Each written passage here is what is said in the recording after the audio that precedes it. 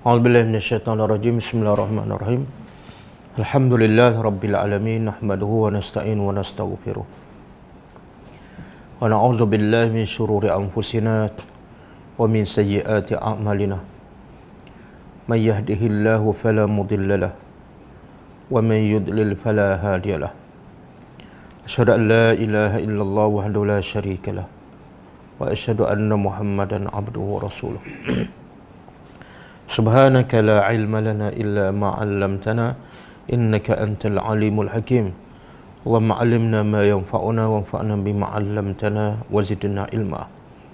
Allahumma ati anfusana taqwaha wa zakkiha anta khairu man zakkaha anta waliyuha wa maulaha. Rabbi yassir wa la tu'assir, Rabbi tammim bil khair, amma ba'du. InsyaAllah kita sambung tadabbur surah Ar-Ra'du. Kita sampai ayat 21 insyaAllah. InsyaAllah kita sambung ayat yang ke-22. Sebelum tu kita tengok apa maksud ayat yang lepas dan kaitannya dengan ayat hari ini. Yang lepas Allah menceritakan tentang perbezaan antara orang yang berilmu dengan orang yang tidak berilmu.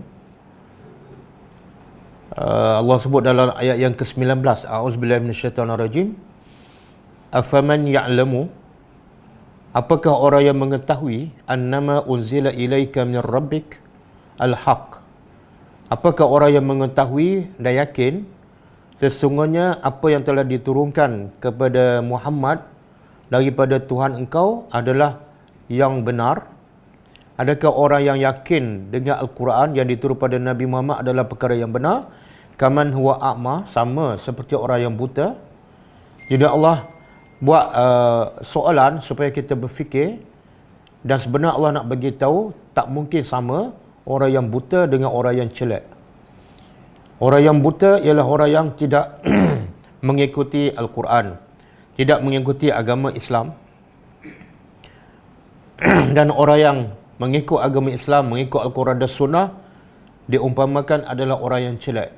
Jadi satu perbezaan yang cukup jelas, yang buta dengan yang celak. Tapi masih begitu ramai manusia yang menganggap yang buta lebih baik daripada yang celak. Maksudnya ialah dia anggap yang buta tu yang jahil agama, tapi hidup mereka senang, hidup mereka mewah walaupun jahil agama. Itu lebih baik daripada orang yang berilmu tapi hidupnya miskin, hidupnya susah, hidupnya menderita. Jadi ukuran dia adalah madiyah atau material. Tak, Islam mengukur dari sudut apa? Setakat mana orang tu berilmu, setakat mana orang tu kenal Tuhan ataupun jahil tentang Tuhannya. Walaupun dia tidak berharta, tapi kalau dia kenal Allah, dia adalah umpama orang yang celak. Dan orang ni walaupun kaya tapi tidak kenal Allah, dia umpama di sisi Allah adalah orang yang buta. Kemudian di hujung ayat 19 Allah beritahu, innama yatazakkaru ulul albab, sesungguhnya siapa yang dapat mengesan perkara yang baik, perkara yang benar? Siapa?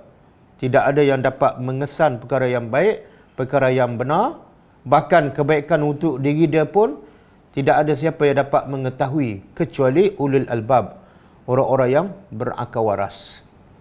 Bukan orang yang berduit, bukan orang yang berpangkat, tapi orang yang menggunakan akal untuk berfikir tentang kebesaran Allah. Kemudian ayat 20 Allah sebut sifat ulul albab. Jadi yang Allah puji ialah ulul albab. Maka lepas tu Allah bagi tahu apakah ciri-ciri, apakah sifat ulul albab. Kenapa bila Allah bagi tahu ulul albab, Allah bagi tahu sifatnya supaya bagi kita orang beriman, supaya kita memiliki sifat-sifat dan ciri-ciri ulul albab. Sebab ulul albab saja orang yang dipuji oleh Allah Subhanahu Wa Taala. Ulul albab saja yang dianggap oleh Allah orang yang celak. Selain pada ulul albab, dia anggap oleh Allah adalah orang yang buta. Jadi lepas Allah begitu ulul albab, Allah begitu sifat ulul albab. Kita dah belajar ayat 20, sifat pertamanya apa? Allazina yufuna bi ahdillahi wa la yanquduna al-mitsaq. Orang yang sentiasa menunaikan janjinya dengan Allah. Janji dengan Allah yang pertama. Kemudian yang kedua, janji antara sesama manusia. Kalau dia tunaikan janji dengan Allah, maka automatik dia akan menunaikan janji dengan manusia. Sebab perintah menunaikan janji antara sesama manusia juga adalah daripada Allah. Jadi kalau dia asyik melanggar je perintah Allah, dia bukan ulul albab. Jadi ciri-ciri pertama dan utama ulul albab ialah melaksanakan perintah Allah. Sama ada hubungannya dengan Allah ataupun hubungannya dengan sesama manusia. Dan orang ini juga Allah kata wala yanqudunal misaq. Tidak mungkin dia membatalkan perjanjiannya. Sama ada perjanjian dengan Allah ataupun dengan manusia. Dia menepati janji. Kenapa? Sebab bila mungkir janji ataupun mengkhianati janji, dia dah termasuk golongan orang munafik. Yang Nabi sebutkan 3 sifat munafik. Salah satunya ialah bila berjanji dia mungkir. Kemudian sifat yang kedua, ulul albab, Allah sebut dalam ayat 21. Wallazina yasiluna ma amarallah. Orang yang sentiasa menghubungi apa yang Allah perintah supaya mereka hubungi. Apa yang Allah perintah supaya kita hubungi. Pertama, hubungan kita dengan Allah. Allah perintah supaya kita sentiasa berhubung dengan Allah 24 jam. Bahkan Allah sebut sifat ulul albab juga ialah orang yang sentiasa berzikir pada Allah dalam semua keadaan, berdiri, duduk dan baring. Mana yang pertama, dia berhubung dengan Allah Subhanahu Wa Taala, tak putus. Yang kedua, dia sentiasa menghubungi apa yang Allah perintah, iaitu hubungan dengan sesama manusia. Yang paling utama ialah hubungan silaturahim. Dia tak pernah memutuskan hubungan silaturahim. Dia tak pernah memulau saudaranya yang seagama. Ini ciri-ciri ulul albab. Tapi kalau dia asyik bergaduh je dengan sesama Islam, dengan saudara maranya, dia bukan ulul albab. Dia adalah golongan orang yang Allah sifatkan adalah a'ma, orang yang buta. Dan Allah begitu juga. Kenapa orang ulul albab ni suka menunaikan janji dengan Allah, dengan manusia, tidak suka membatalkan janjinya, sentiasa menghubungi, berhubung dengan Allah dan berhubung dengan orang-orang yang beriman. Kenapa? Puncanya apa? Pendorongnya apa? Wa yakhshawna rabbahum. Sebab mereka sentiasa takut kepada azab Allah. Bila ingat dosa, bila ingat azab Allah, dia tak berani nak langgar perintah Allah. Bila ingat azab neraka, dia tak berani nak putuskan hubungan silaturahim. Jadi penting itu, takut pada azab Allah, takut pada neraka, sangat penting dalam kehidupan orang beriman. Sebab kalau tidak ada rasa takut ni, manusia akan langgar dosa, melanggar je perintah Allah bila-bila masa dan di mana-mana. Dan juga orang ni ulul albab wa yakhafuna su'al hisab. Kenapa mereka sentiasa menepati janji dengan Allah, dengan manusia? Sebab mereka takut dengan hisab yang sangat buruk. Hisab yang sangat buruk ialah Allah akan hisab semua amalan kita, yang besar, yang kecil, yang jahat, yang buruk, yang tersembunyi, yang secara nyata, semua Allah akan hisab. Walaupun seekor lipas yang kita bunuh tanpa sebab pun, Allah akan hisab. Itu makna su'ul hisab.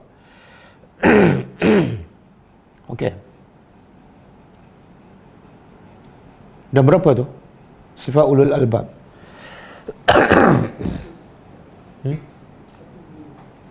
Berapa? Satu, menunaikan janji dengan Allah. Yang kedua, sentiasa menghubungi dengan Allah dan dengan manusia, tidak memutuskan.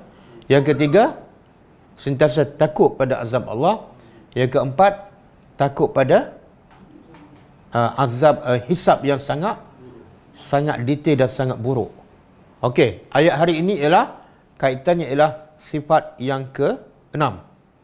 Sifat ulul albab yang seterusnya. Auzubillahi minasyaitonirrajim. Ini sifat yang ke-6 kan? Yang kelima. Okey. Wallazina dan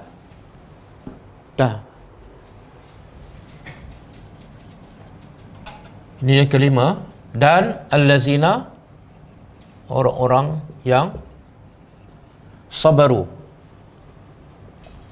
Mereka sabar.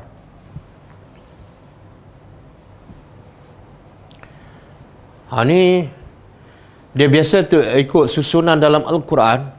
Allah sebut sifat ke ataupun ciri-ciri, mula-mula susah. Lepas tu lagi susah. Kemudian lagi-lagi susah. Jadi nak menunaikan janji Allah berat. Nak menyambung hubungan silaturahim, apatah lagi orang yang memutuskan hubungan dengan kita, lagi berat. Dan lagi berat apa dia? Wallazina sabaru. Dan iaitu orang-orang yang sabar.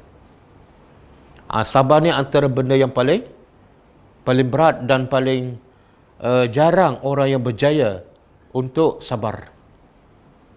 Dalam seribu ada seorang yang boleh sabar. 999 tak sabar. Okey, apa makna sabar? Apa makna sabar? Kadang-kadang orang tahu makna sabar tapi dia sendiri tak sabar. Kadang-kadang dia tak sabar tapi dia gunakan alasan dia sabar sebab tu dia marah. Kan? Kenapa berlaku tu? Sebab dia tak tahu apa makna sabar. Apa sebenarnya makna sabar? Itu pembahagian sabar. Itu jenis-jenis sabar. Definisi sabar, menahan diri dari apa? Tak, musibah datang, nak tahan apa? Musibah memang dah datang. Tahan? Dia dalam bahasa Arab, as-sabru makna dia al-habsu wal-man'u. Dari segi bahasa, sabar dalam bahasa Arab ialah habsu, tahan, man'u, halang. Ini dari segi bahasa. Jadi dari segi istilah isyarat, sabar ialah, ambil perkataan ni juga, habsu an-nafsi, tahan diri. Sabar ialah tahan diri. Habsu an-nafsi anil jaza'i. Satu, tahan diri dari jaza'. Apa dia makna jaza'? Marah. Jadi marah ni satu benda yang memang ada pada diri manusia. Beza dia apa dia? Orang beriman, dia boleh tahan. Orang tak beriman, dia tak boleh kontrol. Jadi sabar, sifat utama orang beriman ataupun ulul albab. Apa dia sifat utama dia? Dia boleh tahan marah. Satu. Yang kedua, wa'ani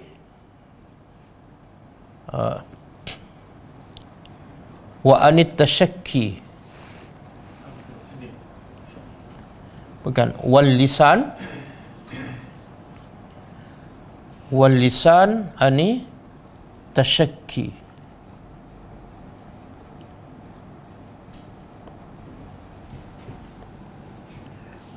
Wal jawarih an latmi al khudud wa syakki thiyab.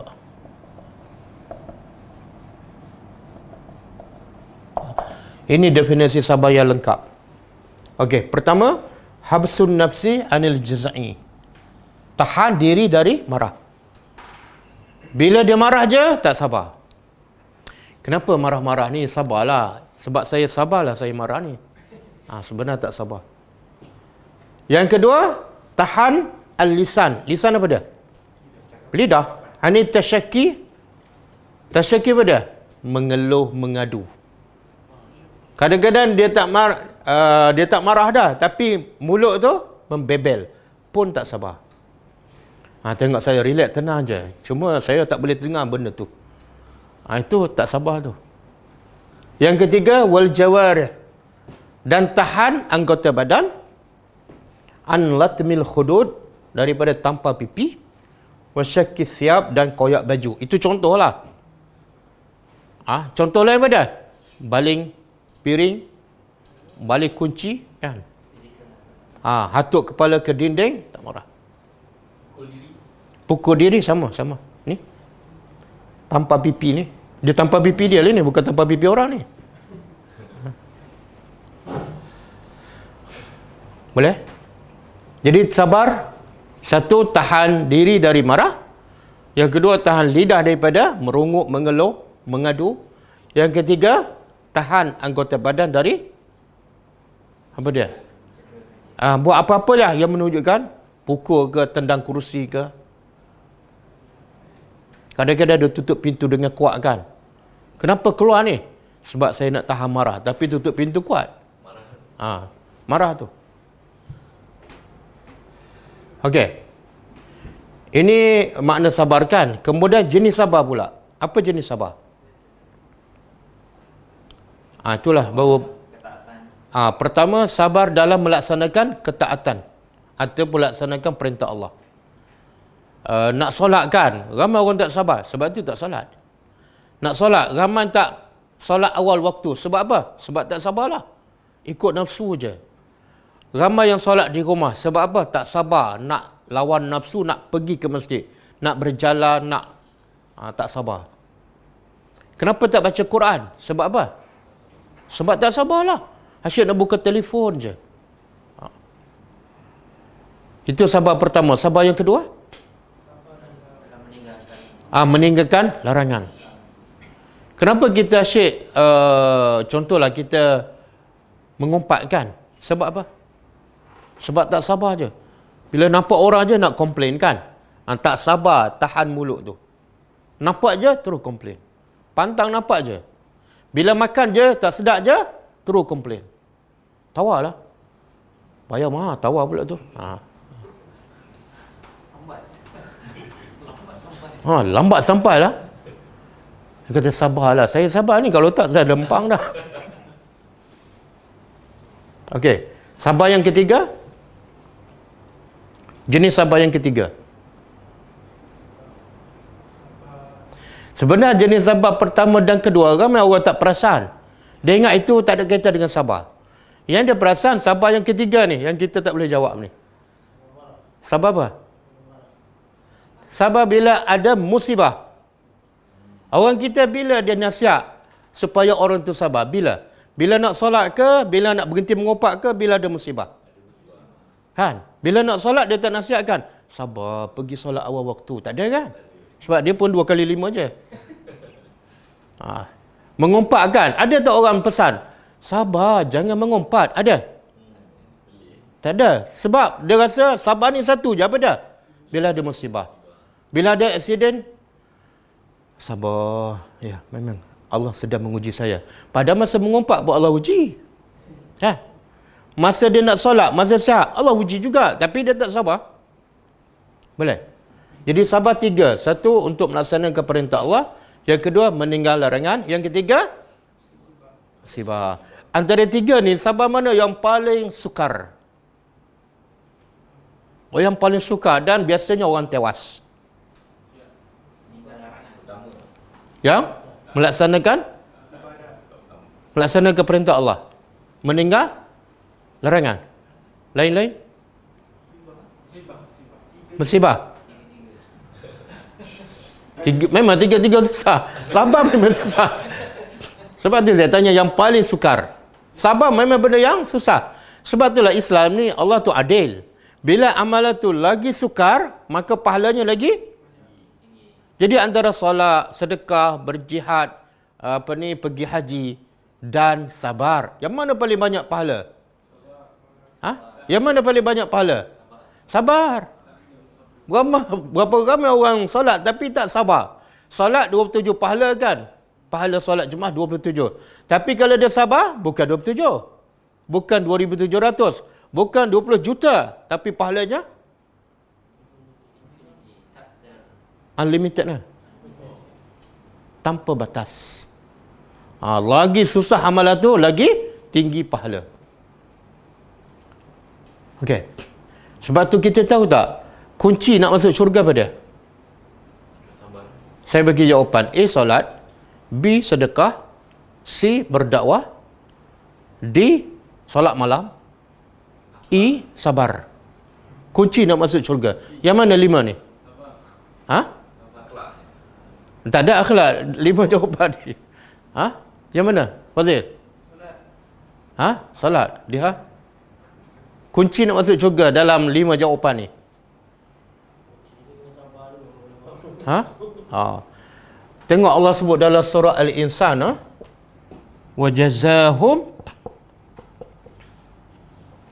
Wajazahum bima sabaru.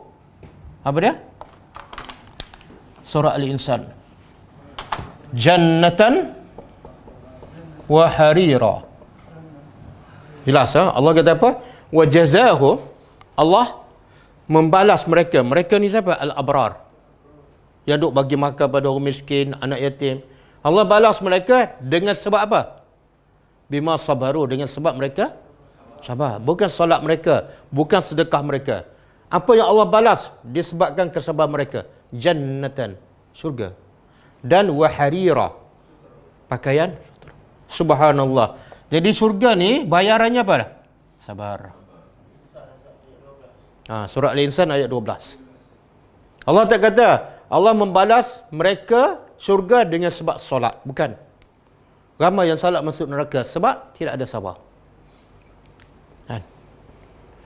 Ramai orang yang berdakwah kan, tapi masuk neraka juga. Kenapa? Tak sabar.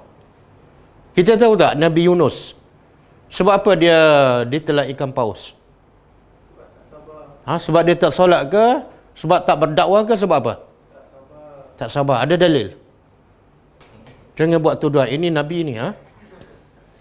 Ada dalil tak? Nabi Yunus sebab tak sabar dia ditelan ikan paus. Buka surah Al-Qalam ayat 48. Surah Al-Qalam ayat 48.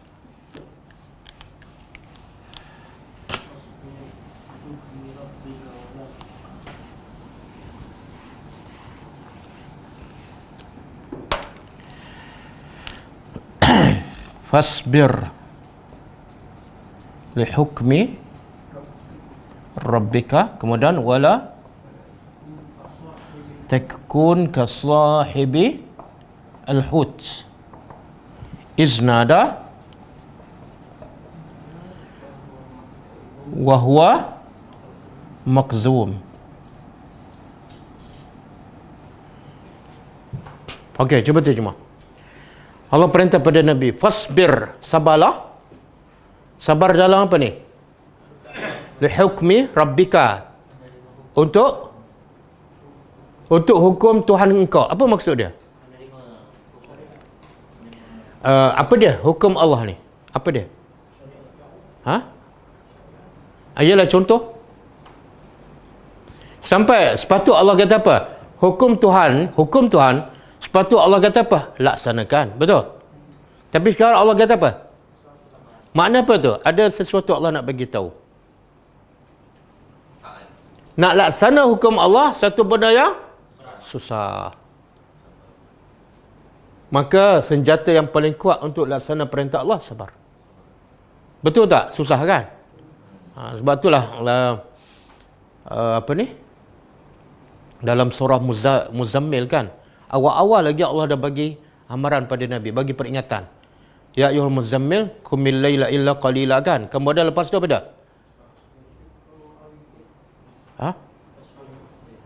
Fasbir. Ada surah awal surah Muzammil. Fasbir lima yaquluna. Kan? Fasbir ke? Fasbir lima yaquluna. Lepas Allah suruh Nabi salat malam, sebenarnya salah satu tujuan salat malam untuk apa? Untuk cari kekuatan supaya boleh sabar terhadap apa? Lima yaquluna, terhadap apa yang orang kafir kata. Betul tak? Kita nak ajak dia buat benda baik, dia kata gila. Boleh sabar tak? Kalau kita ajak dia mencuri, dia kata kita gila, kita okey. Ni ajak dia nak masuk syurga, ajak supaya buat benda yang baik, dia kata kamu gila, mazhab baru, sewil. Boleh sabar tak? Udahlah Nabi berdakwah free, percuma kan? Wasbir. Wasbir ma, sabarlah apa yang mereka ucapkan. Kadang-kadang kita tak tahankan. Berapa ramai yang berhenti berdakwah sebab apa? Ni, tak tahan dengan orang katakan. Okey. Jadi Allah kata apa? Sabarlah terhadap hukum Tuhan engkau. Nak faham Quran, kena sabar. Nak beramal, kena sabar. Lepas beramal, sabar lagi kuat. Apa dia? Nak sampaikan. Itu ujian lagi besar. Kemudian Allah bagi amaran. Wala takun. Jangan engkau menjadi kasahibil hut. Seperti hut ni ikan paus lah. Sahib, orang yang ditelan ikan paus. Jangan jadi macam orang tu. Siapa? Nabi Yunus. Kemudian Allah kata, apa cerita ni sahibul hut? Iznada, ketika mana dia menyeru, dia berdoa, dia merayu kepada Allah ketika dalam perut ikan. Wahwa makzum, dalam keadaan dia dicela. Boleh? Jadi maknanya Nabi Yunus sabar ke tak? Sabar ke tak? Ada dalil? Sabarlah Muhammad terhadap ketika melaksanakan hukum. Jangan jadi macam. Sebab apa dia tak tahan? Sebab apa dia tak sabar? Sebab dia musaitir. Ada unsur musaitir. Jangan pula kita buat alasan, Ustaz. Kalau Nabi Yunus pun tak sabar, kita tak sabar, okeylah. Itu negatif. Fikir yang positif. Nabi Yunus tak sabar sebab dia berdakwah tak? Kita tak sabar sebelum berdakwah lagi. Aku tak sabarlah. Kalau aku berdakwah, aku lempang je. Sebab tu aku tak berdakwah. Okey. Jadi saya tanya soalan ini, sabar yang apa yang paling susah? Sebenarnya defend pada orang lah. Tapi hakikatnya, sabar yang paling susah ialah melaksanakan perintah Allah. Kenapa? Satu, perintah Allah berlawanan dengan nafsu. Yang kedua, dia kena ada dua proses. Satu, lawan nafsu tak nak buat. Yang kedua, contohlah kita nak solat kan. Perlukan kesabaran yang luar biasa. Pertama, kita kena lawan nafsu yang tak nak solat ataupun nak melewatkan solat. Proses kedua, kena ada action, kena bangun, kena ambil wuduk. Kan? Kena pergi masjid. Tapi kalau sabar nak tinggal larangan, dia hanya ada satu proses je. Contoh nak berhenti mengumpat. Perlu apa? Diam je. Perlu tak bangun? Perlu tak ambil wuduk? Perlu tak pergi masjid? Jadi satu proses je. Adapun sabar menghadapi ujian, dia memang susah juga, tapi antara tiga dia lebih mudah. Kenapa? Sabar menghadapi ujian lebih mudah. Walaupun semuanya susah. Kenapa? Sebab sabar menghadapi ujian, dia tak ada pilihan. Ada pilihan tak? Bila aksiden, ada pilihan? Sabarlah. Yalah, sabarlah nak buat macam mana? Ayat nak buat macam mana tu makna? Sebenarnya dia sabar ke tak? Tapi sabar nak laksana perintah Allah, ada pilihan tak? Ada? Nak buat boleh tak? Tak buat pun boleh. Sabar nak tinggal larangan, ada pilihan? Ada. Tapi sabar dalam menghadapi musibah, tak ada pilihan. Betul? Doktor kata kamu ada penyakit kenciman ni. Ada pilihan? Sabar ya. Yalah doktor nak buat macam mana? Memang saya kena sabarlah. Sebenarnya ayat tu sabar ke tak? Tak sabar. Ayat sabar apa dia? Ni darjat sabar pula. Tadi pembahagian sabar, darjat sabar. Darajat sabar. Pertama, sabar. Dia sabar. Dalam tiga jenis tadi dia sabar. Sabar makna apa tadi? Tahan marah, mulut tak mengomel, dan anggota badan tak bertindak kan. Okey, itu sabar yang paling rendah. Sabar yang tinggi sikit, sabar campur redha. Dia sabar dan hati dia redha dengan apa yang Allah takdirkan. Yang nombor satu sabar saja tapi tak redha. Okey, yang ketiga, sabar yang paling tinggi. Sabar campur redha, campur syukur. Kan?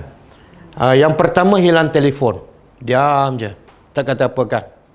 Tapi hati tu baru dalam hatilah, baru je beli. Kenapa tak curi telefon orang lain? Dalam hati. Yang nombor 2 ni hilang telefon. Dia sabar dan tak kisah pun. Biasa je dia. Yang nombor 3 hilang telefon. Harga pula 2,000. Baru je pakai 1 hari. Hilang telefon, dia sabar, dia reda, alhamdulillah. Dia sujud syukur. Sebab apa? Telefon harga 2,000. Tapi pahala sabar? Jadi dia bersyukur, unlimited. Boleh faham? Jadi Allah nak ambil 2,000, nak bagi? Terus dia kata, alhamdulillah allazi binikmatihi tatimmu as-salihat. Nabi ajar kita kan, kalau dapat musibah, alhamdulillah ala kulli hal. Bagi nombor 1, dia baca doa tu lah. Nombor 2, dia baca doa tu. Nombor 3, dia baca doa mana? Alhamdulillah allazi binikmatihi tatimmu as-salihat. Okey.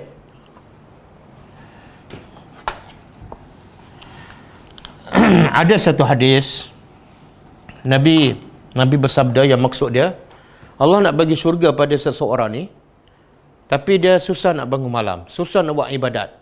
Maka caranya Allah bagi apa? Allah bagi musibah. Dia tak boleh bangun malam, dia tak boleh nak puasa sunat, tapi Allah nak dia masuk syurga. Caranya Allah bagi musibah, dan dengan musibah dia redha, dia boleh masuk syurga. Boleh? Okey. Jadi sifat ulul albab yang kelima, orang yang sabar. Dan sabar ni, dia sabar sebab apa? Ibtigha'a, kerana mencari wajhillah, wajah Allah ataupun redha Tuhan mereka.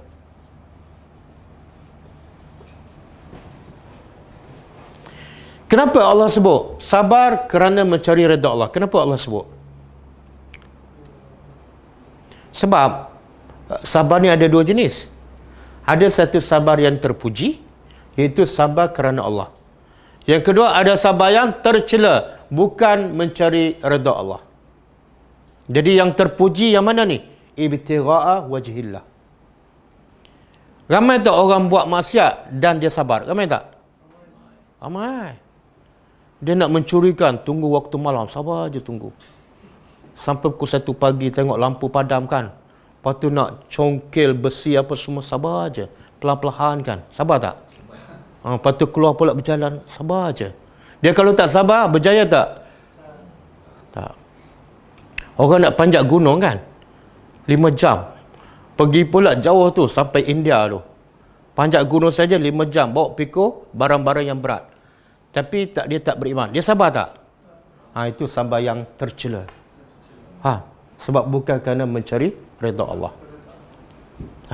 Orang belajarkan untuk dapat PhD, tapi tak salah, sabar je dia sampai dapat prof kan. Dia bukan sabar yang terpuji. Jadi sabar terpuji mesti bersyarat ibtigha'a, mesti semuanya kerana Allah. Okey. Kemudian wa aqamus salah. Sifat yang ke-6, mereka mendirikan solat. Wa anfaqu. Mendirikan solat ni apa makna? Mendirikan solat mana dia? Bukan. Kalau solat Allah kata sallu, mereka solat. Maksud mendirikan ada maksud dia, iaitu mendirikan dengan penuh khusyuk, cukup syaratnya, rukunnya, wajibnya, sunatnya, dan solat sama dengan solat Nabi. Solat yang betul-betul mencegah kemungkaran, barulah dipanggil mendirikan solat. Ya. Mendirikan solat.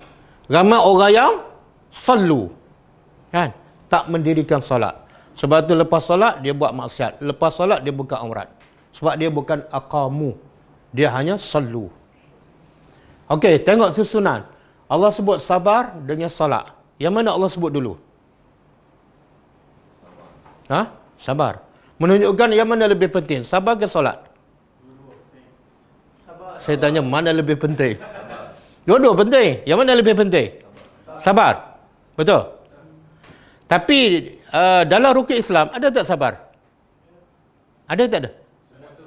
Rukun Islam ada tak sabar? Tak ada. Tapi ada tak solat? Jadi solat dengan sabar mana lebih penting? Ha? Tapi sabar tak ada dalam rukun Islam. Solat lebih penting? Kenapa Allah sebut sabar dulu? Saya nak tanya, ada tak ayat?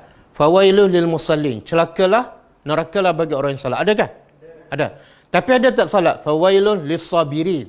Celakalah orang yang sabar. Ada? Tak ada. Kalau tak sabar, tak sabar. Sebenarnya rukun Islam semua tu asasnya mesti sabar. Nak mengucap 2 kalimah syahadat kena sabar. Nak keluarkan zakat kena. Nak puasa kena sabar. Kalau Allah masuk sabar rukun Islam, apa jadi? Semua terbatas Islam. Semua terbatas. Sebab apa? Tak boleh nak sabar. Okey, mendirikan solat. Dan yang ketiga, yang ketujuh, sifat yang ketujuh. Dan wa anfaqu, mereka menginfakkan mimma razaqnahum, dari apa yang razaqna, kami beri rezeki kepada mereka. Okey, lepas salat Allah suruh apa? Infak. Biasa salat dengan infak ni disertakan sekali kan. Sebab apa? Kenapa? Wa yuqimunas salah wa yu'tunaz zakah. Lepas solat zakat, lepas solat infak. Kenapa? Allah nak bagi tahu Islam ialah tertegak di atas dua hubungan. Solat hubungan dengan Allah. Zakat ataupun infak hubungan dengan. Maknanya kalau orang tu solat tapi kedekut, Islamnya tak sempurna. Ataupun dah asyik sedekah aja tapi tak solat, lagi tak sempurna. Jadi mana tahu, mana tanda-tanda solat orang tu betul dan diterima? Dia solat dan dia berinfak. Sebenarnya infak ni adalah kesan daripada solat yang betul. Kalau dia solat dengan betul, dia akan jadi pemurah kepada orang. Sebab apa? Dia sembah siapa? Tuhan yang Maha Pemurah. Kalau Tuhan pun sayang pada orang miskin, walaupun orang itu kafir, maka dia ni lagi kena rahmat kepada orang yang miskin. Boleh? Dan Allah sebut di sini min. Min tu mana min? Asal dia macam ni, min ma. Min mana sebahagian. Kenapa Allah sebut sebahagian? Infak sebahagian. Kenapa? Ada mesej Allah nak bagi tahu. Sebab manusia ni kalau sebut semua, dia jadi apa? Terus dia tak anggap infak. Jadi Allah tahu psikologi manusia beda. Kalau dia bagi sikit pun susah, tapi daripada semua baik sikit. Kemudian Allah kata razaqnahum, yang kami bagi rezeki. Makna yang kamu bagi tu, Allah kata siapa punya?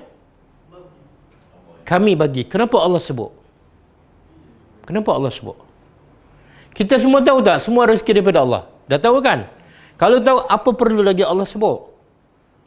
Bukankah itu pembaziran? Mengingatkan apa? Tapi semua orang tahu Allah yang bagi. Tapi kenapa dia tak bagi? Sebab dia tak rasa itu adalah Allah bagi. Kenapa? Sebab dia rasa itu usaha dia. Aku keluar kerja pagi, balik petang 20 tahun. Kenapa pula Allah punya? Jadi Allah nak ingatkan, jangan kedekut. Sebab itu adalah ya rezeki kami bagi. Yang punca manusia kedekut sebab dia rasa dia punya. Kenapa kau nak bagi ni aku? Kamu nak kerja sendirilah. Okey. Jadi di sini sebenarnya Allah bagi harta untuk apa? Saya nak tanya. Allah suruh infak kepada siapa ni? Orang miskin kan? Orang yang memerlukan. Boleh tak Allah nak bagi rezeki terus pada orang miskin? Boleh tak? Boleh je. Kenapa Allah gunakan kita sebagai perantaraan? Ha? Apa dah? Lagi pahala satu. Yang satu lagi, yang paling besar apa dia? Ha? Betul, dua. Satu lagi. Allah boleh dah nak hantar rezeki ni terus ke Sabah tanpa kita bawa kan. Tapi Allah nak uji kita. Aku nak tengok. Kamu rasa itu hak kamu tak? Kamu ada rasa rahmat tak kepada orang? Jadi aku nak jadi kamu sebagai postman sahaja. Ikhlas tak ikhlas? Ikhlas ke tak? Boleh. Dan kita dapat pahala tak? Kalau bagi melalui kita kan? Tapi kalau bagi terus ke sana, tak dapat pahala. Okey. Jadi bila Allah sebut sabar yang pertama, bila dah ada sabar, solat jadi mudah tak? Infak jadi mudah tak? Ya, asasnya mesti sabar. Dan dia infak sirran, secara rahsia, tersembunyi, wa alaniyah, dan terbuka. Kenapa Allah sebut dua? Kenapa Allah sebut dua? Apa dah?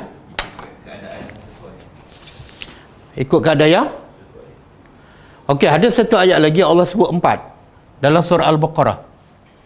Ayat 276 ke?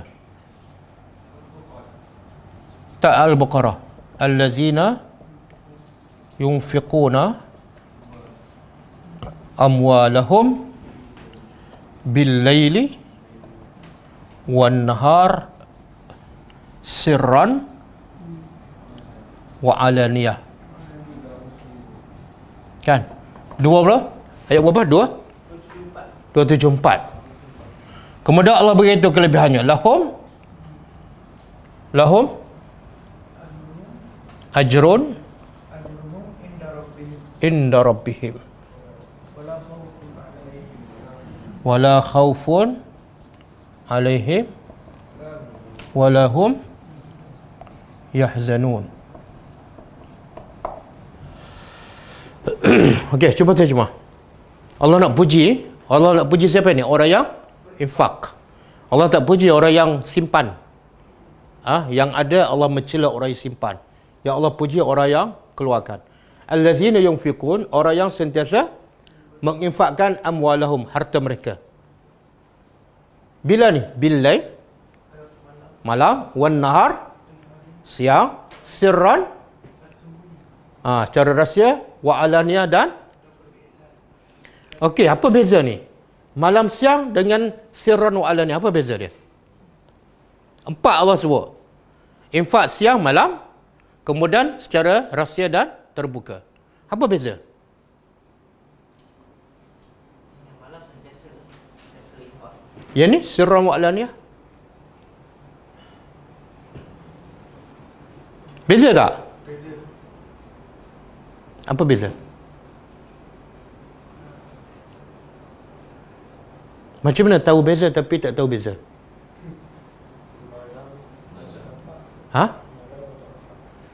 Malam awak tak nampak? Siap? Lepas tu sirran ni tak nampak juga kan? Bukankah sama dengan malam? Tengok tak ada buah. Apa dia? Yang mana waktu? Okey, yang ni?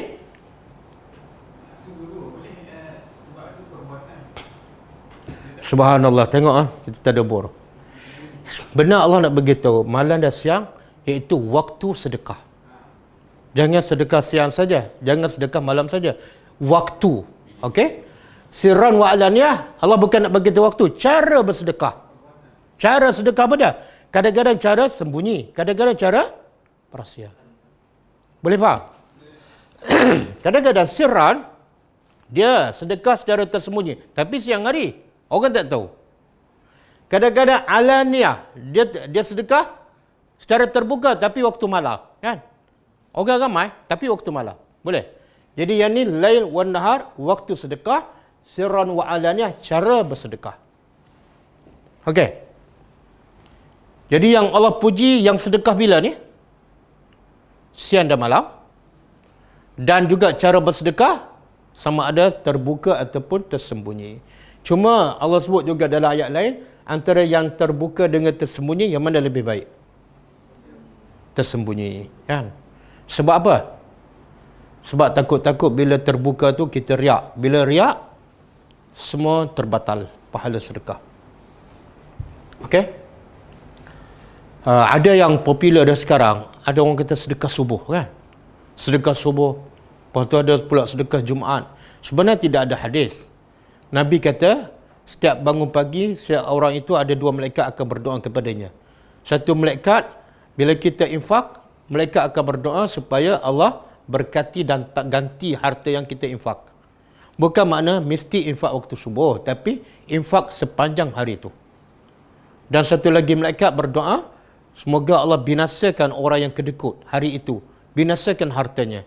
Bukan makna dia tak infak waktu subuh, tapi dia tak infak sepanjang hari itu. Okey? Okey. Yang keenam. Yang ketujuh. Sifat yang ke-8. Wa yadra'una, dan yadra'una apa?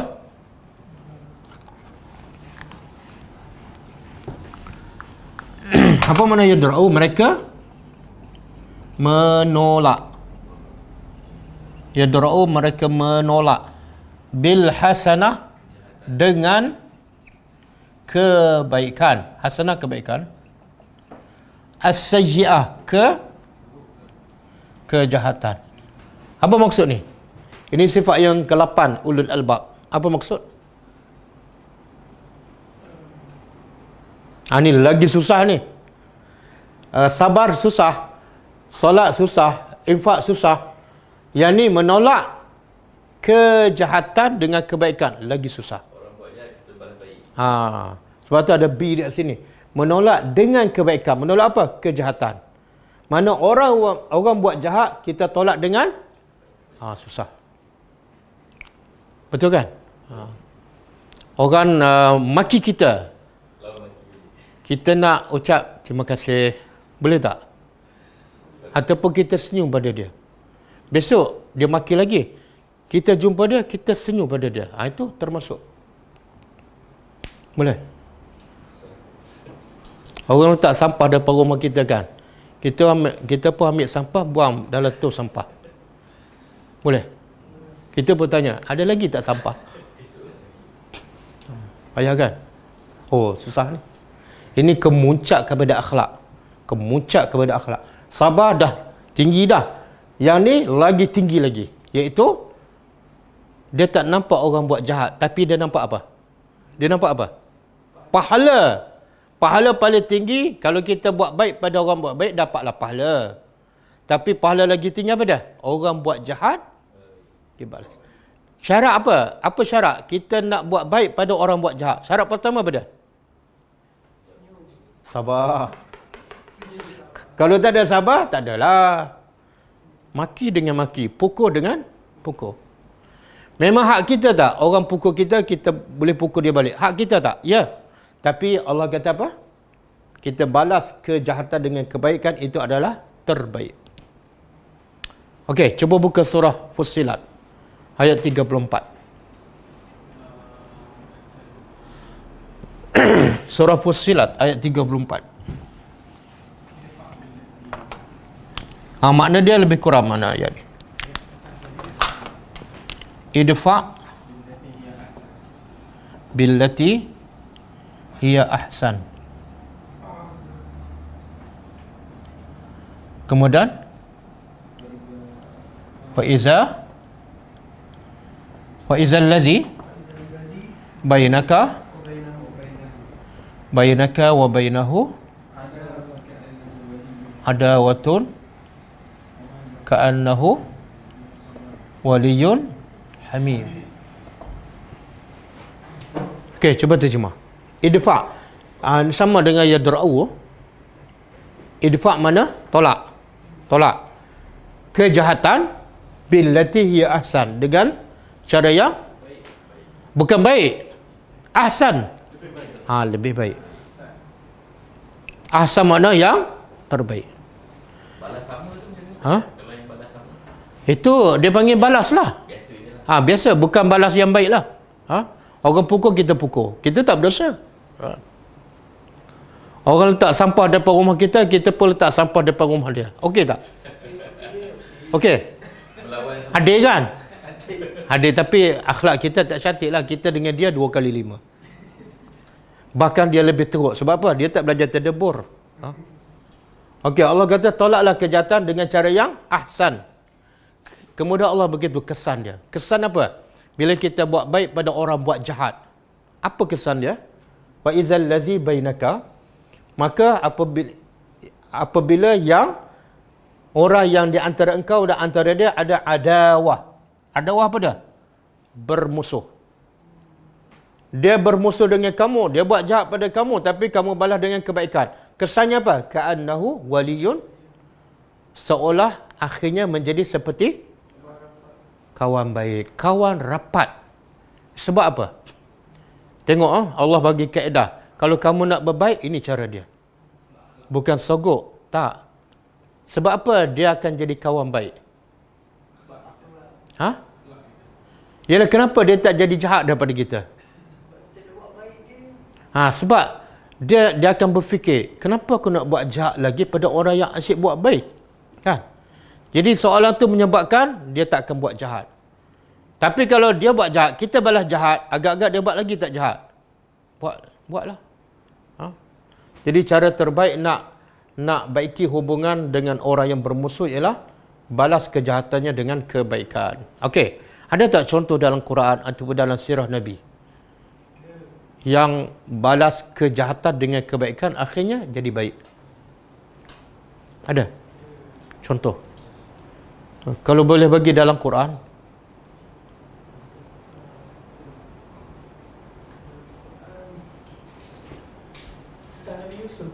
Kisah Nabi? Kisah apa tu? Cuba buka surah Yusuf ayat 91. Surah Yusuf ayat 91.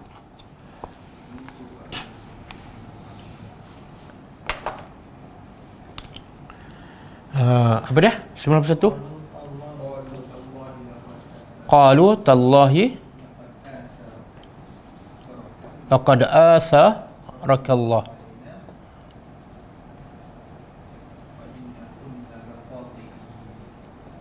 Wa inna kunna la khati'in. Kemudian kata Yusuf apa? Qala wa in kunna la khati'in. Lepas tu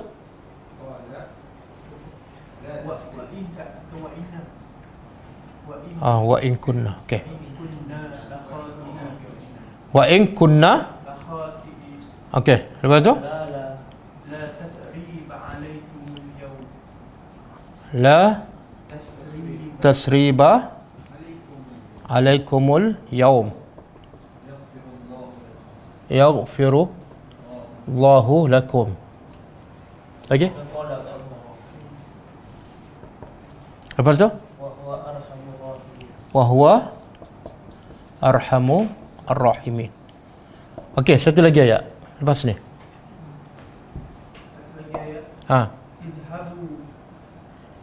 Izhabu biqamisi hadha. Yati, kemudian hujung ayat tu. Wa'tuni bi ahlikum ajma'in. Okey. Yang surah Fussilat tadi Allah bagi kaedah kan, nak berdamai ialah buat baik kepada orang buat jahat. Itu teori kaedah. Ini contoh praktikal. Bila Nabi Yusuf dikhianati oleh adik-beradik dia kan, apa pengkhianatan adik-beradik dia? Bukan setakat tampar je, tapi nak bunuh dia, nak hilangkannya daripada dunia kan. Tapi bila semua dah okey apa semua, Nabi Yusuf dah jadi menteri dan adik-beradik dia pergi meminta sedekah dengan Nabi Yusuf. Apa kata ni? Kata adik-beradik dia, qalu, mereka berkata, tallahi, demi Allah, laqad asarakallah, sesungguhnya Allah telah melebihkan engkau ke atas kami. Apa maksud ni? Dia tujuan adik-beradik Yusuf campak Yusuf dalam perigi untuk apa? Supaya Yusuf ni jangan dilebihkan oleh bapaknya. Dan kalau boleh dia mati terus. Dan mereka nak mereka jadi lebihkan. Tapi akhirnya Allah terbalikkan. Allah lebihkan siapa? Yusuf juga. Allah telah lebihkan engkau daripada kami. Dan sesungguhnya kami adalah orang yang salah. Masa ni Nabi Yusuf ada kuasa tak untuk balas, untuk hukum? Ada kan? Ini kehebatan ni. Kalau kita tak ada kuasa nak balas, kemudian kita kata saya maafkan, tak luar biasa tu. Ni Nabi Yusuf dalam keadaan dia mampu ada kuasa nak balas, tapi apa kata Nabi Yusuf? Qala la tasriba alaikum. La tasriba apa makna? Tidak ada celaan. Aku tak akan kutuk kamu, aku tak marah kamu. Tengok. Balas kejahatan dengan la tasrib. Tidak ada kutukan, tidak ada celaan ke atas kamu. Al-yaum, mulai hari ini. Satu. Yang kedua, Nabi Yusuf berdoa lagi. Yaghfirullahu lakum. Semoga Allah ampunkan semua dosa-dosa kamu. Kemudian, wa huwa arhamur rahimin. Sebab dia paling, aku dah rahmat kepada kamu, aku dah sayang, tapi Allah lagi sayang, maka Allah ampunkan dosa kamu. Kemudian last sekali dia kata apa? Ambil baju aku, kemudian balik rumah, campak kat muka bapak kan. Dan bapak akan melihat, Nabi Yaqub akan melihat balik setelah buta kan. Last sekali dia kata apa? Wa'tuni bi ahlikum ajma'in. Lepas tu bawa semua keluarga kamu, adik-beradik kamu. Adik-beradik Yusuf ada berapa? 10. Yang dah kahwin, yang ada anak, bawa semua duduk kat Mesir. Tawaran siapa ni? Yusuf. Akhirnya jadi beriman tak adik-beradik dia? Jadi berdamai tak? Apa kaedah yang digunakan? Kita kalau duduk tempat Nabi Yusuf ni, kita buat apa pada adik-beradik kita ni? Kita buat apa? Datang semua ke sini jadi hamba. Ustaz, kalau kita kononnya dah redha, tapi kita recall balik, kononnya nak mengambil pengajaran, tapi dia bercerita hal yang orang buat kat kita, adakah salah? Tak, apa tujuan? Dia cerita balik tu tengok apa tujuan. Kalau kita cerita balik tujuannya masih ada rasa nak marah, itu makna tak ikhlas lah. Kita maafkan dia tak ikhlas. Tapi kalau betul-betul kita cerita balik tujuan ambil pengajaran dan tak mengguruskan hati dia kan, dan kita semakin menjadi lebih baik, okey, tak apa. Jadi tengok apa tujuan dan kesannya. Okey. Ini kisah Nabi Yusuf. Kisah Nabi Muhammad. Nabi Muhammad buat tak kaedah yang surah Fussilat tadi? Bila? Bila orang Badui minta duit pada Nabi kan, dengan cara kasar dia tarik sampai berbekas leher Nabi. Sahabat nak pukul. Jahat ke baik orang Badui itu buat pada Nabi? Jahat. Tapi Nabi buat apa? Pertama Nabi larang sahabat pukul orang Badui. Itu baik untuk orang Badui. Yang kedua, Nabi tanya, kamu nak apa? Duit. Nabi pun bagi. Itu buat baik pada orang buat jahat. Kemudian Nabi tanya lagi, dah okey dah, puas dah? Belum cukup lagi. Nabi masuk rumah, ambil duit, bagi lagi. Berapa kali bagi? 2 kali. Bukan duit dia pun, duit Nabi. Tapi akhirnya orang Badui itu terkesan dan beriman kepada Allah. Kan? Dan juga Nabi bila kota Mekah, buka kota Mekah pada tahun 8 Hijrah. Yang duduk kat Mekah tu siapa dia? Orang yang kutuk Nabi, orang yang maki Nabi, orang yang letak perut isi unta ketika Nabi sujud, orang yang halau Nabi keluar, orang yang bunuh sahabat berapa ramai depan mata Nabi. Tapi Nabi buat apa? Nabi kata, izhabu fa antumut tulaqa. Pergilah kamu bebas. Ini kaedah dia. Sifat ulil albab. Kalau dia orang buat jahat, dia balas kejahatan, tak salah, tapi dia belum ulul albab. Okey? Dan Allah kata, ulaika, mereka itulah uqbad dar. Apa dia? Lahum, bagi mereka, uqbah apa dia? Uqbah daripada akibat, kesudahan yang baik.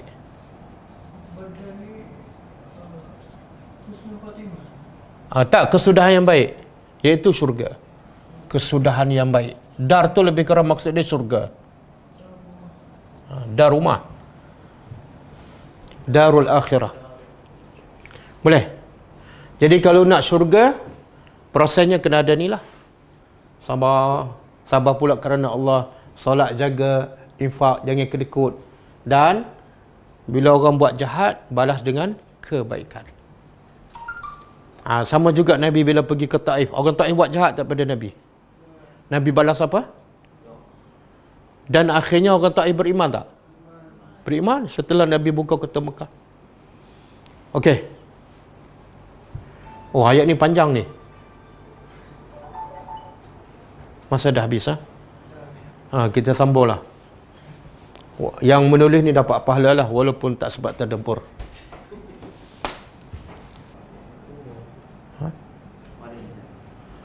Kena ada kesemua 88 sifat tu ke baru jadi ulul albab?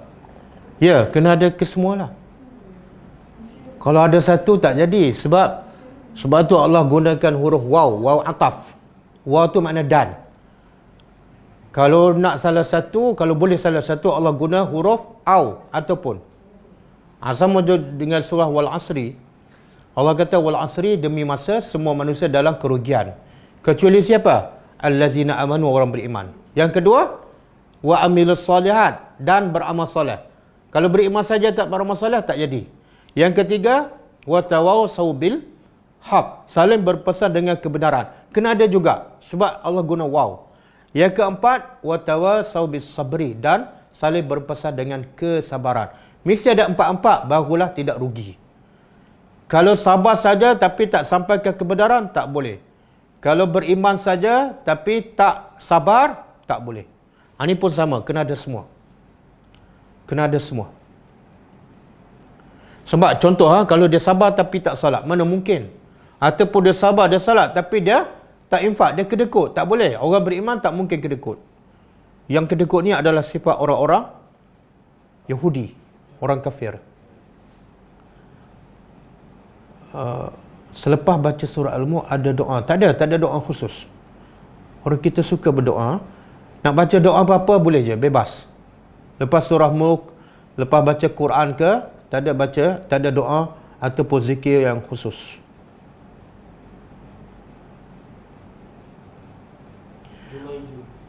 Bolehkah nak menahan sabar dengan menangis? Dia air mata ni, contohlah Nabi pernah kehilangan anaknya yang bernama Ibrahim dan mengalir air mata. Jadi sahabat pun tanya, ya Rasulullah, kenapa kamu menangis? Jadi Nabi kata air mata adalah fitrah semula jadi. Itu tanda kita sayang, kita cinta pada anak kita. Jadi benda tu tak boleh ditahan. Maka kalau menangis, contohlah sebab anak meninggal ke, dan menangis pun menangis biasalah, tak ada meraung, maka itu masih dalam kategori orang yang sabar. Yang tak boleh menangis, meraung, kemudian menjerit-jerit, itu dah tidak sabar.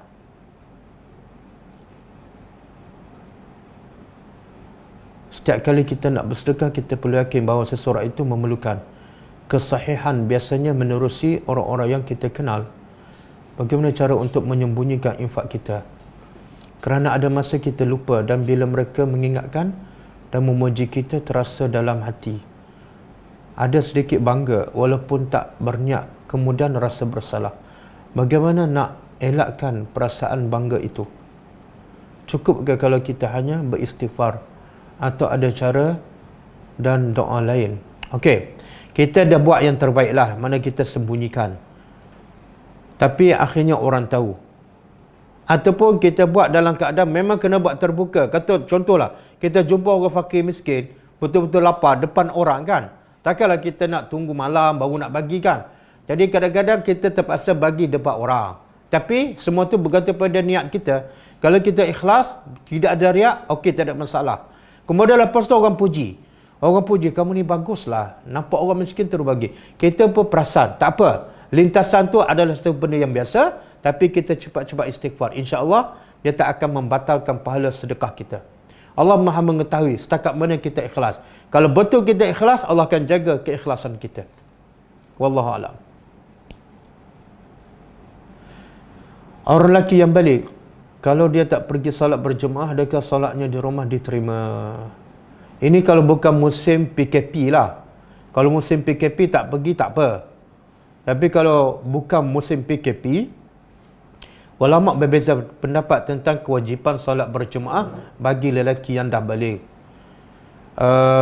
Pendapat yang paling kuat berdasarkan dalil yang sahih, wajib lelaki yang dah balik yang ada kemampuan pergi solat berjemaah 5 waktu setiap hari di masjid. Wajib. Mana kalau tak pergi, hukumnya berdosa. Cuma dalam mazhab kita Syafi'i, ada pendapat mengatakan ini fardu kifayah. Hukumnya fardu kifayah. Kalau ada sebahagian dah solat berjemaah, yang lain tak payah. Tapi saya sendiri, pandangan saya, berdasarkan dalil yang sahih, hukum solat berjemaah adalah wajib ke atas setiap orang lelaki. Fardu ain. Bahkan dalam mazhab Syafi'i sendiri pun, Imam Syafi'i juga Imam Nawawi memberitahu tidak boleh meninggalkan solat berjemaah 5 waktu, walaupun dalam mazhab kami hukum solat jemaah fardu kifayah ataupun sunat muakkadah. Walaupun itu mazhab kami, tapi tidak boleh tinggal solat berjemaah sewenang-wenangnya tanpa sebab. Sebab apa? Nabi tak pernah tinggal. Sehingga ke Imam Syafi'i sebut, antara sebab yang boleh meninggalkan solat jemaah ialah seperti hujan lebat, ada musuh di tengah jalan, sakit, apa lagi, makan bawang. Sebab Nabi kata bila makan bawang tak payah pergi. Jadi Imam Nawawi sendiri dalam mazhab Syafi'i mengatakan tak boleh tinggal solat berjemaah sama sekali, kecuali ada keuzuran yang dibenarkan oleh agama. Satu. Yang kedua, kenapa kita nak solat di rumah? Kalau solat jemaah di masjid 27 pahala dan Allah sangat suka, kenapa kita nak solat di rumah? Kita solat untuk siapa sebenarnya? Kalau kita solat untuk Allah, jadikan solat kita solat yang terbaik. Kita nak bagi hadiah pada suami ke, pada mak bapak kita ke, pada bos kita pun, kita bagi yang terbaik. Ini nak bagi pada Tuhan, janganlah bagi yang tak ada nilai. Solat lambat, solat di rumah, baca pun asyik baca surah, lazim je. Bagilah benda yang bernilai kepada Tuhan yang Maha Hebat. Wallahu alam.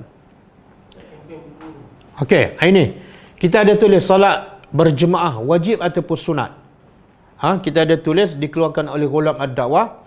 Jadi saya syorkan, kadang-kadang kita nak tegur suami kita yang solat kat rumah kan tak berani. Sebab kita bukan ustazah. Dan kita pun, ilmu pun tak banyak. Bagi buku ni pada suami, bagi buku ni pada anak-anak lelaki kita. Biar dia baca, bagi motivasi pada dia, kalau baca bagi hadiah. Bagi hadiah.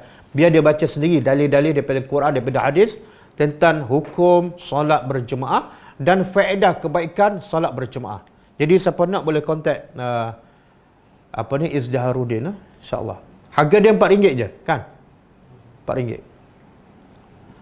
Macam mana kalau ada lintasan dalam hati kita, jangan kamu ikut solat sedekah sebab memenatkan dan habis harta saja. Apa tu?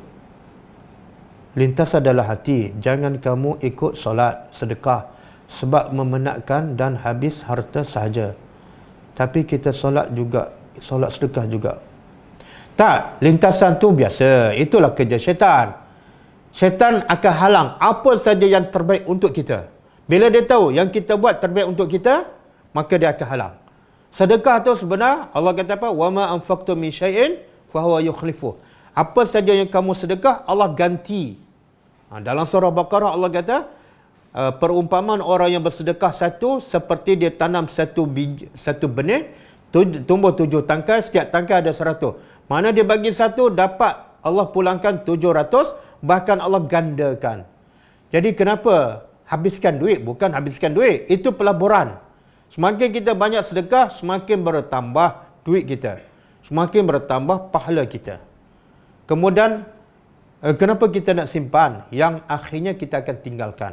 Lebih baik kita tukarkan duit yang kita ada, supaya akhirnya boleh membantu kita di akhirat. Iaitu tukarkannya menjadi pahala dengan cara bersedekah. Jadi bila kita sedekah sebenarnya tak rugi langsung. Bahkan sangat-sangat baik untuk kita, khususnya setelah kita meninggal. Macam mana kita hendak mendapat sifat sabar ni? Nak dapat sifat sabar pertama dengan ilmu lah. Dengan ilmu. Kalau kita tak ada ilmu, kita tak mungkin sabar. Ini salah satu kita belajar kan. baru kita tahu. Rupa-rupanya sabarnya pengertiannya macam ni. Sabarnya kelebihannya macam ni. Sabarnya adalah sifat ulul albab. Kalau aku tak sabar, aku susah nak masuk syurga. Jadi dengan ilmu, banyak membantu kita untuk bersabar. Yang kedua, kita bacalah sejarah para sahabat, para nabi, para rasul. Bagaimana mereka sabar dengan ujian yang jauh lebih besar lagi daripada ujian kita. Barulah kita rasa, ya Allah, ujian aku terlalu kecil. Kenapa yang kecil ni aku tak boleh sabar? Layak tak aku masuk syurga Allah? Kalau ujian yang kecil pun aku tak boleh sabar. Jadi banyak baca sejarah para nabi, para rasul, para sahabat salafus salih. Bagaimana mereka boleh sabar dengan ujian yang sangat-sangat luar biasa. Nabi kata ada nabi dahulu ditanam separuh badan dalam keadaan hidup, kemudian digergaji dua sampai badannya terbelah. Tapi Nabi itu sedikit pun tidak goyah imannya. Mereka tetap mentauhidkan Allah. Itulah sabar. Ada pula orang yang Nabi kata diikat, kemudian disikat dagingnya, isi dagingnya dengan sikat besi, sehingga semua gugur daging-dagingnya dan dia tetap beriman kepada Allah. Jadi ujian orang-orang dahulu sangat hebat. Tapi mereka boleh sabar. Sebab apa? Sebab mereka nampak kelebihan sabar. Bukan mereka nampak kesakitan ujian. Tak, mereka pandang kemanisan sabar. Sabar pahit tapi di hujungnya manis. Ada kisah wanita-wanita yang suka beribadat kepada Allah. Bila tangannya luka berdarah, tapi mukanya senyum. Tangan luka berdarah, mukanya senyum. Jadi orang bertanya, kenapa kamu senyum? Tangan kamu berdarah. Jawab wanita yang ahli ibadat ini, dia kata, aku senyum sebab aku sedang memikirkan berapa banyak pahala yang Allah sedang bagi pada aku disebabkan kesabaran aku. Jadi salah satu juga cara nak ingat, nak bersabar ialah kita lihat ganjaran Allah yang Allah janjikan kepada orang yang sabar. Bila fikirkan ganjaran, maka kesakitan tu akan hilang, insya-Allah. Macam mana? Boleh terangkan apakah makna sabrun jamil? Sabrun jamil tu, bila sebut sabrun jamil, sabar yang cantik, maknanya ada sabar yang tak cantik. Saya dah sebut tadi. Sabar yang tak cantik ialah sabar bukan kerana Allah. Sabar kerana nafsu, sabar kerana untuk mendapatkan habuan dunia. Jadi sabrun jamil maksud dia ialah sabar betul-betul kerana Allah. Sabar kerana Allah yang kita cintai. Kita boleh bertahan sebab apa? Sebab kita cinta Allah. Bila cinta Allah, semua ujian tu menjadi manis. Wallahu a'lam.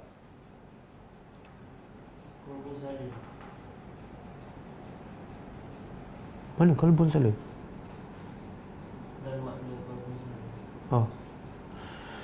Boleh terangkan apakah makna sabrun jamil? Kemudian qalbun salim. Qalbun makna hati, ataupun makna yang lebih tepat jantung lah. Salim maknanya sejahtera, selamat. Selamat daripada apa? Selamat daripada benda-benda yang boleh merosakkan hati. Yang paling besar, kufur kepada Allah, syirik kepada Allah, dan juga sifat-sifat mazmumah, dengki, sombong, takabur, apa lagi? Pentingkan diri, panas barang. Semua tu penyakit-penyakit yang menyebabkan hati tidak salim. Jadi bila sebut qalbun salim, hati yang tidak ada syirik kepada Allah, hati yang tidak kufur kepada Allah, hati yang tidak ada sifat mazmumah, syirik, riak, dengki dan sebagainya. Selagi ada sifat-sifat mazmumah, hati kita tidak salim, tidak sejahtera. Bunuh lipas. Bunuh nyamak tak salah sebab nyamak tu membahayakan. Tapi lipas tu tengok keadaan lah. Kalau dia betul-betul membahayakan, memudaratkan, boleh bunuh.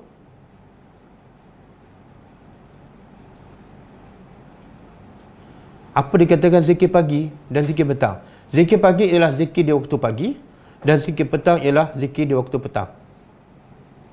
Waktunya ialah, kalau zikir pagi selepas subuh sampai terbit matahari. Waktu zikir pagi ialah selepas solat subuh sehingga terbit matahari. Dan zikir petang ialah daripada selepas solat asar sampailah masuk waktu maghrib. Dan zikir pagi ni ada daripada hadis-hadis Nabi yang sahih. Kita ada jual buku zikir pagi dan petang. Kalau nak boleh order daripada Izdiharuddin. Apakah sabar itu separuh daripada iman? Yalah, bolehlah kata sabar itu separuh daripada iman. Satu lagi ialah syukur. Sabar separuh daripada iman, separuh lagi adalah syukur. Bila dia gabung sabar dengan syukur, lengkaplah iman. Saya cuba bagi nasihat pada kawan melalui WhatsApp, tapi dia salah faham dan dia marah. Saya dah minta maaf tapi sampai sekarang dia diam. Tak apa, biarkan. Pertama, kita nasihatkan, dia yang salah faham. Kemudian yang kedua, kita dah minta maaf, dia diam. Jadi kita tak salah dah. Kita hanya muzakir. Jangan jadi musaitir. Nak paksa dia supaya terima maaf kita. Cukup, diam je. Lintasan adalah perkara biasa. Kalau kita berpuasa pada hari lahir kita, adakah dikira bid'ah? Lebih kurang bid'ah lah. Kenapa nak puasa hari lahir kita? Ada apa kelebihan hari lahir kita? Bid'ah ialah benda yang tak pernah dibuat oleh Nabi. Nabi puasa pada hari lahir dia sebab Nabi itu mulia. Maka sahabat pun puasa sebab hari lahir Nabi, bukan sebab hari lahir para sahabat.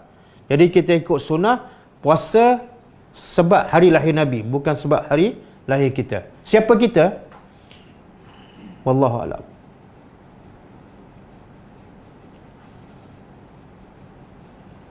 Kalau dalam hati kita terdetik si fulan itu kedekut, jangan. Itu dah menjadi satu dosa. Kalau lintasan tak apa, kita terus istighfar. Tapi kalau benda tu bermain dalam kepala kita, orang tu kedekut, kita dah dapat dosa. Dosa kering, ya. Sebab apa? Sebab kita bersangka buruk pada dia. Jangan. Kita tak tahu, mungkin dia sedekah banyak tapi secara sembunyi.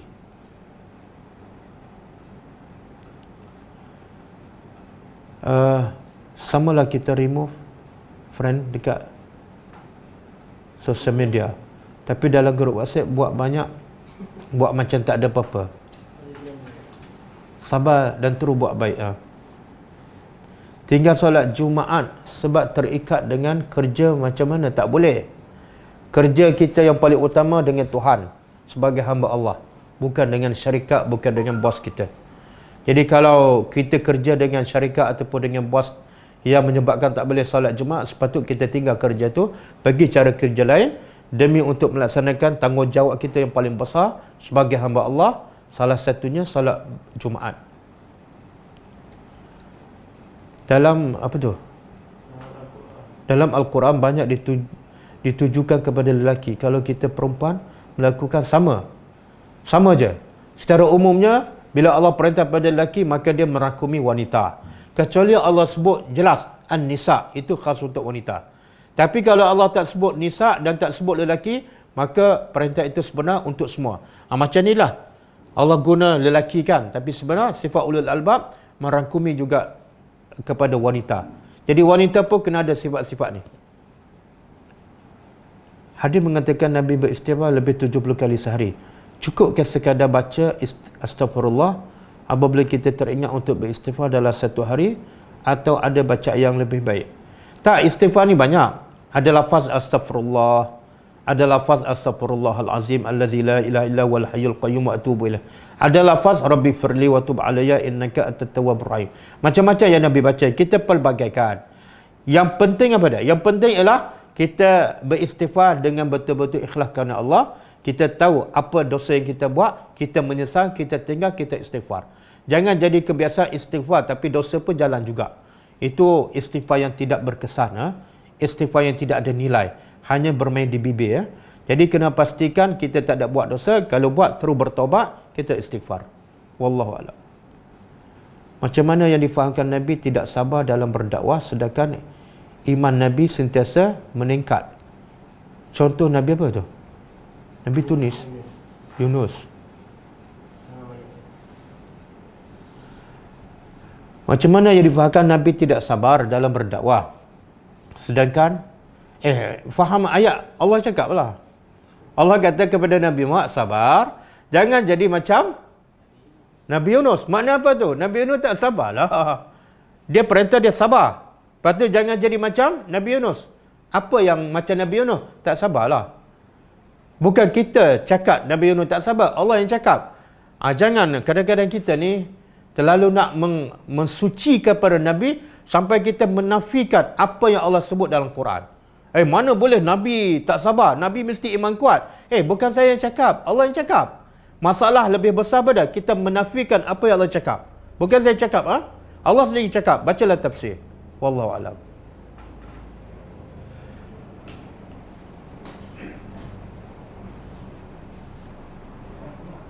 Dah kah?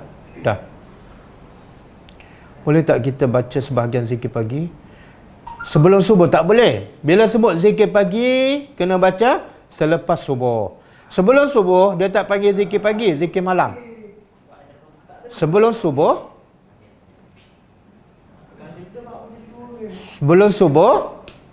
sebelum subuh, dia tak panggil pagi, dia panggil malam. Jadi zikir pagi tak boleh baca sebelum subuh. Sebab sebelum subuh dipanggil malam. Wallahu a'lam.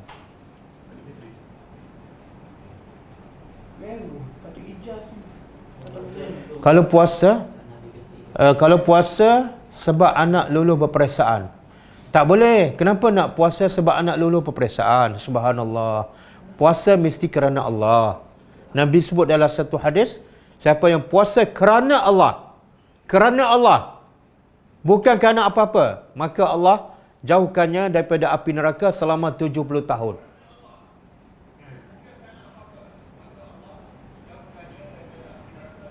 Dengan mana ni? Jadi jangan puasa kerana anak luluh peperiksaan. Pertama, tak pernah dibuat oleh Nabi dan para sahabat. Yang kedua, bila kita puasa kerana anak luluh peperiksaan, dah bukan kerana Allah. Kalau kita buat kerana Allah, jangan tunggu anak luluh peperiksaan. Sebab Allah nak lihat amalan kita, buat kerana dia. Bukan kerana itu, bukan kerana ini. Wallahu a'lam. Penyambung amalan untuk si mati dengan sedekah amal jariah. Adakah infak berwakaf ikhlas kerana Allah tapi niat juga atas nama si mati, dikira sedekah jariah dan sampai tak pahalanya? Subhanallah. Ada satu hadis Nabi sebut, al-waladu min kasbi abihi. Apa yang dilakukan oleh anak, anak tu adalah hasil pada ibu bapaknya. Jadi apa saja yang dilakukan oleh anak, maka pahalanya akan dapat sampai kepada mak bapaknya. Jadi kalau kita sedekah ke, kita puasa ke, kita pergi kelas ke, kita buat umrah ke, walaupun kita tak niat untuk mak bapak, sampai. Satu. Yang kedua, kalau kita sedekah niat betul-betul untuk mak bapak kita, lagi sampai. Aku sedekah RM10 ni, niat pahalanya supaya disampaikan kepada mak bapak, sampai insya-Allah.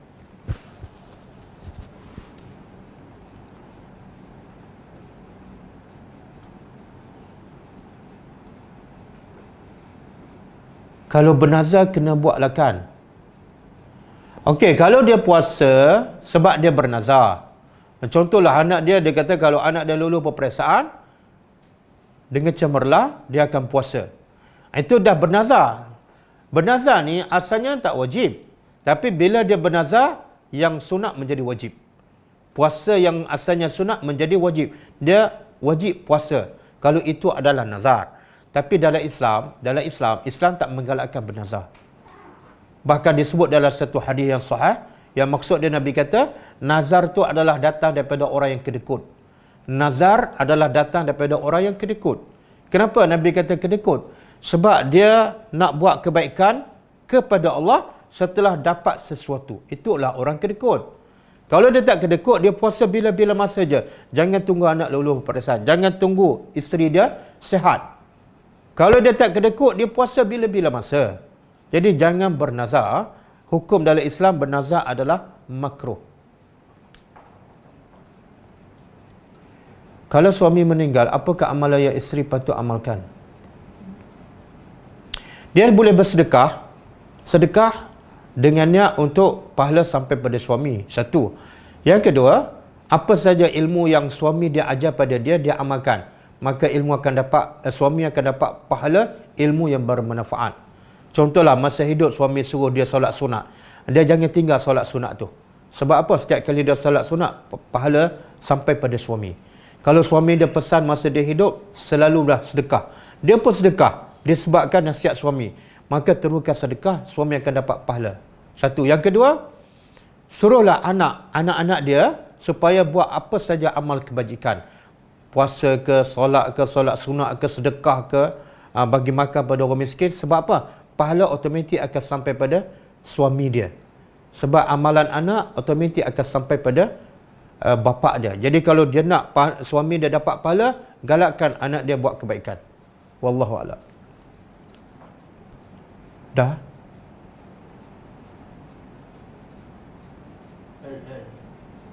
Sedekah ibadat anak angkat. Kalau dia niat, kalau anak angkat dia kena berniat. Saya sedekah ni pahala sampai kepada mak angkat saya, insya-Allah sampai.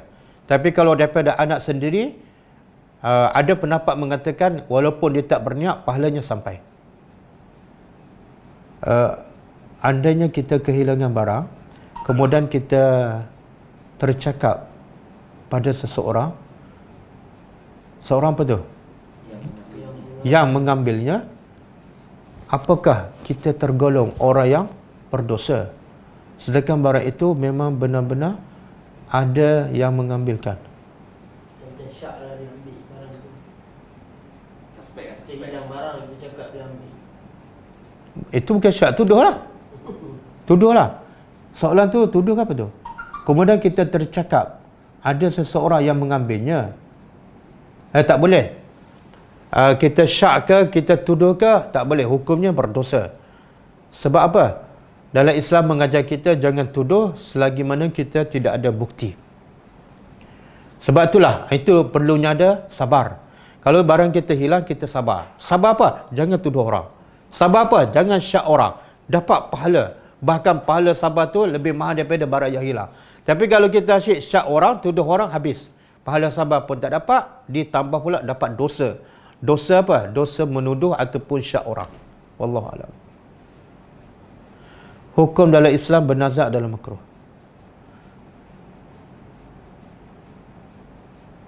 Solat sunat subuh bolehkah dilakukan kalau kita terlewat bangun? Contoh buat sunat subuh pukul 6.45. Lepas tu terus. Boleh? Jawapannya boleh. Boleh. Selagi mana ada waktu subuh, sempat kita solat sunat subuh dan solat subuh sekali dalam waktu subuh, dibolehkan solat sunat subuh. Kalau waktu subuh dah tinggal 10 minit, hanya sempat solat subuh saja, lepas tu habis waktu baru kita qada solat sunat subuh. Ada tak dalil bernazar tu makruh? Ada. Nanti saya PM. Hadis sahih. Dah. Kita tutup dengan membaca tasbih kafarah. Subhanakallahumma wa bihamdika asyhadu an la ilaha illa anta astaghfiruka wa atubu ilaik. Assalamualaikum warahmatullahi wabarakatuh. Kelas kita besok pukul 10.30 insya-Allah.